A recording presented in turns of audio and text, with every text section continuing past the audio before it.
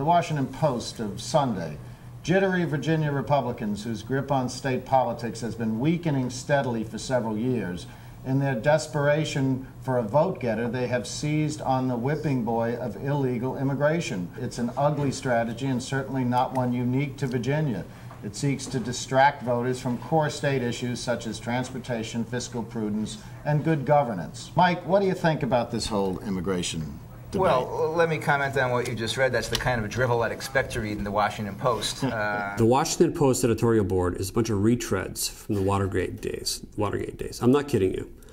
These guys were all the same people that have been there since the early 1970s. I think they got it, essentially their premise is correct, that there are some issues that Republicans are not doing well on, and they'd like to change the subject to something that they're in sync with the voters on. And certainly cracking down on illegal immigration is one of those things that the voters want to see happen. They sit around that table, they're big, fat, and content. And they are not in touch with reality or the real problems that are facing Prince William County or the rest of the country. And if there's anything that is perhaps going to persuade the voters that the Republican Party is still prepared to lead and to maintain the majorities in Richmond, this just might be the issue. It was very interesting to me that this issue popped up 5 months before an election. The same day that the July 10th resolution was adopted, the Board of Supervisors, with Corey Stewart's begrudging approval, adopted the Northern Virginia Transportation Authority proposals with taxes included in that. The seven taxes that the General Assembly is giving us the opportunity to raise on our citizens. None of us want to raise taxes, but that's what's been dumped in our lap.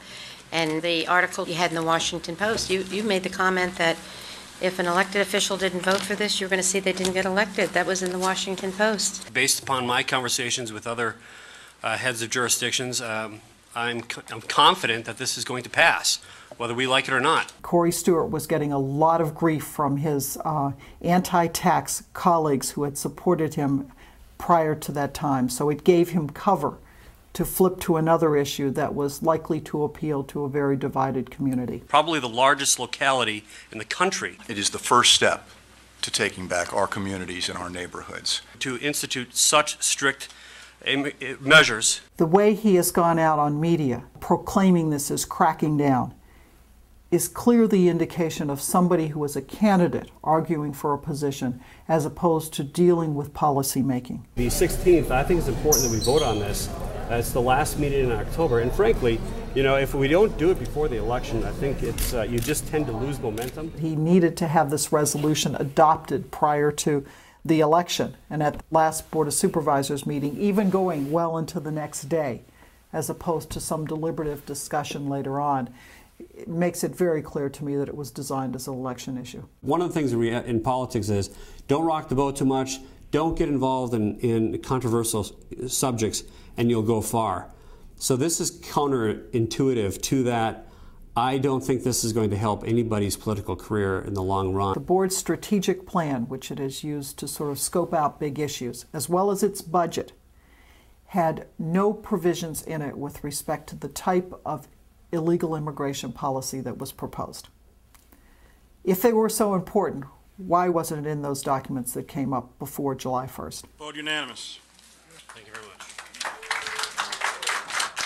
I can tell you for a fact that at least in the county level, this is not about electoral politics. This is really about addressing an issue that the people have demanded that we address. He would remain on the Board of Supervisors through the end of the year, so if it is his driving force and personality that's brought this issue forward, it certainly would be a matter he could continue to deal with for the next 6 weeks.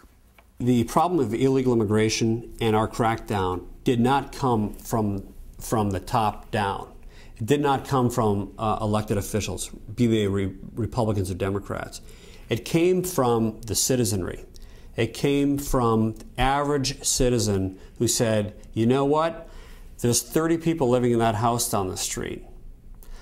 I went to the emergency room the other day and I had to wait in line between 25 people who were there for routine medical care, and I had something that was truly an emergency.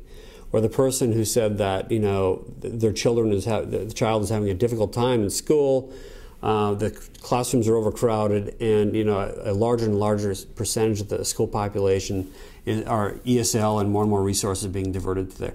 These are quality of life issues that have come from the ground up. This was not a problem that was invented by politicians.